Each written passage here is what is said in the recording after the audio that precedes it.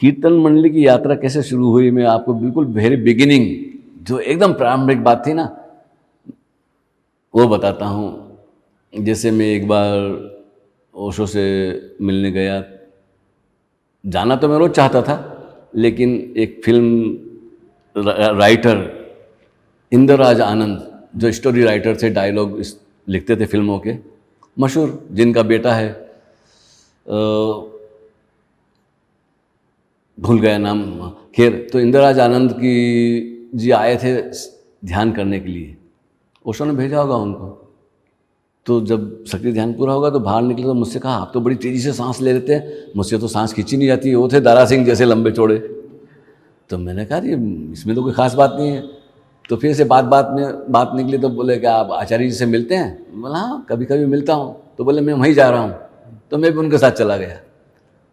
जाके मुझे तो कुछ पूछना चाहिए उनके साथ, जो भी ओशो से मिलने जाता था उन दिनों, अगर मैं वहाँ आसपास रहा तो मैं भी चला जाता था सुनने के लिए कि क्या बात होती है। तो उन्होंने बताया ओशो को, ये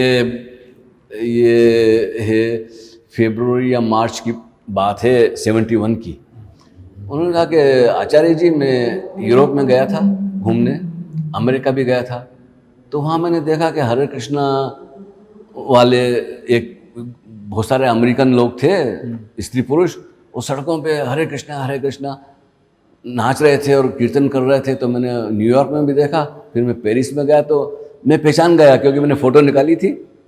तो मैंने देखा ये वही के वही लोग हैं जो न्यूयॉर्क में थे, पेरिस में हैं, और यही लंदन में हैं। जगह जगह एक ही मंडली है, लेकिन अलग अलग शहरों में जाती है और अखबारों में छप जाता है, तो लोगों को लगता है जैसे ये बहुत बड़ा आंदोलन है, लेकिन वो गिने चुने 20-25 लोग थे। ऐसी बात मेरे सामने उन्होंने बताई। तो फिर ओशो ने इस पर उन्होंने काफ़ी चर्चा की, कम से कम 15-20 मिनट बातें बताई होगी उनको। उसके बाद ओशो ने भी कीर्तन मंडली शुरू की। मैं, अब देखो ना बात कहाँ से शुरू होती। तो उन्होंने सोचा ये आइडिया अच्छा है।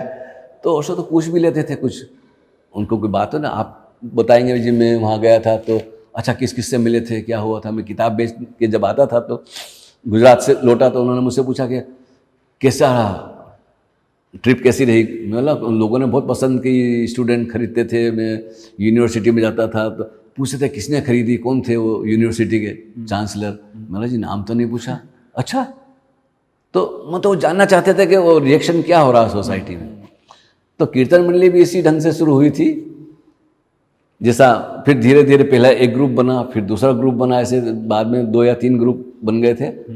तो मेरे जैसे जो फक्कड़ थे, या फिर जिनके पास 1 हफ्ते का समय है या महीने भर का या 2 हफ्ते का समय है, तो शहर में जाना है, सुबह 2 घंटे 10 से 12 और शाम को 5 से 7 या 4 से 6, ऐसा कुछ समय रख लिया था।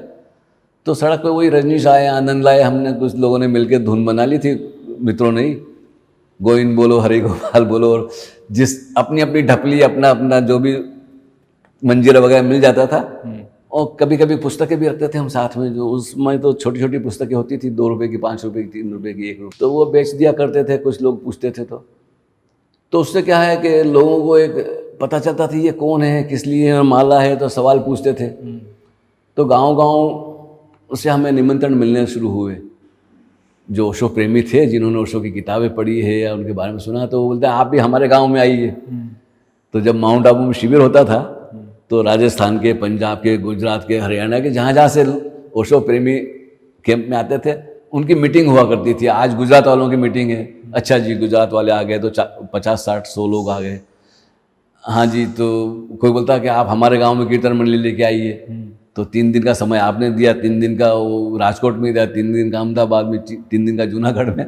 तो ऐसे गुजरात के एक लिस्ट बन जाती थी, ऐसे पंजाब की। तो इस तरह से लोग बुलाया करते थे, और हम 15-20-25, उसमें विदेशी लोग भी आ गए थे। अब कोई घूम आया ओशो से मिलने मुंबई में, तो ओशो पूछते थे भाई कितने दिन के लिए आया, तो बोलता 2 महीने के लिए आया हूँ या 1 महीने के लिए। तो बोलते थे you want to go to kirtan mandali, बोलता व्हाट इज दिस, तो बोला कि you enjoy it gaana, you can sing, you can dance and eat and travel with the group and you will enjoy it. तो वो बड़े खुश हो जाते थे, रहना खाना फ्री घूमना फिरना नाचना, और फिर ओशो के सन्यासी हैं तो वो भी साथ में हो जाते थे, कभी कोई महीने भर के लिए, कोई 2 हफ्ते के लिए। ऐसे मतलब वो काफ़ी अच्छा अनुभव रहा मेरा। और इतनी बेहद खुशी होती थी हमें, क्योंकि नया गांव है, नया शहर है, जो हमने कभी देखा नहीं, सुना ही नहीं। और दूसरी बात ये थी कि पता नहीं होता था कि आज हम यहाँ चंडीगढ़ में हैं, ये 3 दिन बाद हम कहाँ जाएंगे हमें पता नहीं। वो तो जो कीर्तन मंडली के जो लीडर थे उनके पास लिस्ट थी, तो हमारे लिए सरप्राइज होता था। आखिरी दिन बोलते थे सब तैयार हो जाओ, अपना सामान लो और बस स्टैंड पे चलो। अब बस स्टैंड पे या ट्रेन स्टैंड पे जाके हम कहाँ जाएंगे हमें पता नहीं, उन्होंने टिकट निकाल ली थी। तो हमारे लिए बड़ी सरप्राइज होती थी, पल पल जीना मतलब। तो अच्छा अनुभव रहा बहुत। हाँ, मैंने कहूँगा कि उसके कारण ओशो का तो काम हुआ ही, लेकिन उनको जो प्यार करने वाले हैं ओशो को, जिन्होंने देखा या उनके गांव में सुना था, उन्होंने हमें इतना स्वागत किया, इतना प्यार दिया कि हमने उनकी किताब पढ़ी है भगवान की, आइए आप हमारे घर पे। तो कभी हम 3 दिन के लिए जाते थे गांव में, एक शहर में 5 दिन हो जाते थे। वो बोलते कम से कम 1 घंटे के लिए आ जाइए हमारे स्कूल में या हमारे घर पे, चाय के लिए आ जाइए।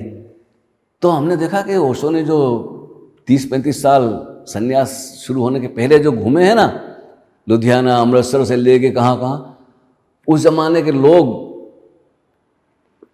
तैयार थे कि भाई ओशो ने सन्यासी हैं, उनको हमें बुलाना है। खुद तो अब नहीं आते हैं, ओशो मुंबई में ही हैं, लेकिन कम से कम उनके सन्यासी तो हम उनका सेवा कर सकते हैं।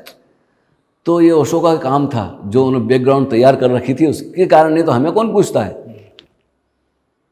तो देखा जाए तो उन्होंने बहुआयामी उनका था काम, कि हमें लगता है छोटी सी बात है, लेकिन वो चिंगारी है, छोटी सी बात नहीं है, वो चिंगारी है।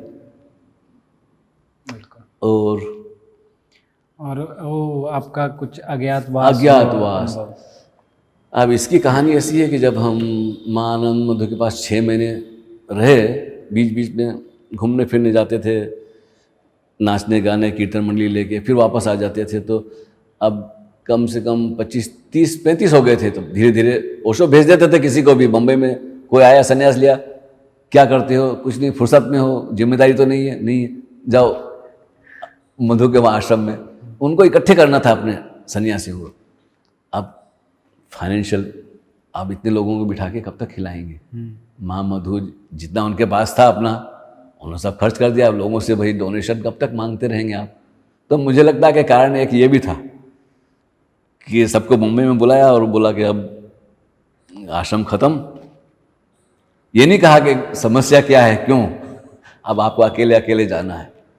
और बिना पैसे लिए अगर एक आना भी जेब में है तो उसे भी छोड़ देना है। ना कहीं से मांगना है, ना किसी तरह की सुरक्षा ढूंढनी है आपको कि अपने परिवार के पास चले गए, दोस्त के पास चले गए, या रिश्तेदारों के पास चले गए, या कोई जानने वाला होगा उस गांव में। नहीं, कोई प्लानिंग नहीं है, बस चल पड़ो। हाँ, तो 26 लोग थे, उसमें से हम 4 वापस आए और बाकी तो भाग गए, खो गए, क्या हुआ पता नहीं। तो शर्त फिर उन्होंने कहा था कि मेरी लाइब्रेरी में एक किताब है सतीश की, उसकी हमें उदाहरण उन्होंने समझाया क्या हुआ क्या नहीं, ये यात्रा कैसे होती है। तो कई लोग तो घबरा गए, बोला कि अगर हम कुछ रुपए जेब में रख लें तो हर्ज क्या है, हमारे पास तो था नहीं, किसी के पास हो गए। तो उन्होंने कहा कि फिर आपको अपने 2 रुपये पे ज़्यादा भरोसा है, अस्तित्व पे भरोसा नहीं है। फिर उन्होंने एक कहानी सुनाई ऐसी रुक्मणी की और कृष्ण की। तो ऐसा है कि एक तरह का टेस्ट भी था कि लोग मुझ पर कितना भरोसा है। गुरुजीएफ का भी उदाहरण आपने देखा होगा कि उसने कई लोगों को इकट्ठा किया, फिर वो भाग गए। तो उसने बहुत प्रयोग किए हैं, व्यक्तिगत रूप से भी और सामूहिक रूप से भी। उनको चुनना था अपने लोग। तो जो भाग गए वो अपने घर पहुंच गए, कारोबार में शादी वगैरह कर ली। अभी फेसबुक के कारण कुछ लोग मुझे मिल गए, तो मैं बोलता अरे स्वामी जी क्या हुआ, आप कहाँ गए? अजी मैंने तो फिर घर आ गया था, फिर माता पिता ने शादी करवा दी, फिर मैंने अपना कारोबार कर लिया, अब तो रिटायर हो गया हूँ। तो ऐसा है मनुष्य का जीवन, हमारी स्वतंत्रता, हम कहीं से भी पलट सकते हैं। तो बहुत से लोग हैं जो संन्यास वगैरह भुला गए, वो एक ट्रिप थी। लेकिन मेरे लिए ट्रिप नहीं थी, मेरे लिए तो जान का मसला था। जान है तो जहान है। मुझे तो नया जीवन मिला ओशो से, नहीं तो मैं शायद कम सुसाइड कर लेता। हाँ जी, वो तो एक्सट्रीम थी ना मेरे जीवन का एकदम।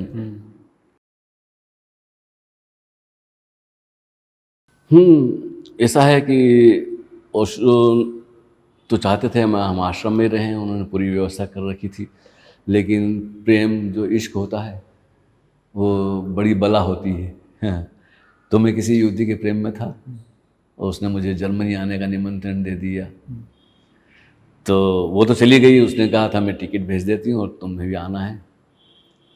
मैं असमंजस में था, पहले 2 बार मैं कैंसिल कर चुका था विदेश जाने की यात्रा। जैसा मैंने आपको कहा कि लंदन जाने के लिए ओशो ने सेंटर का नाम दे दिया था, वो 76 की बात थी, ये 1980 की बात है। तो मैंने सोचा कि पता नहीं मैं चला जाऊंगा जर्मनी तो फिर क्या होगा, तो एक बार ओशो से मिल लेता हूँ। तो मैं गया महालक्ष्मी के पास, मैंने कहा ओशो से मिलना है मुझे।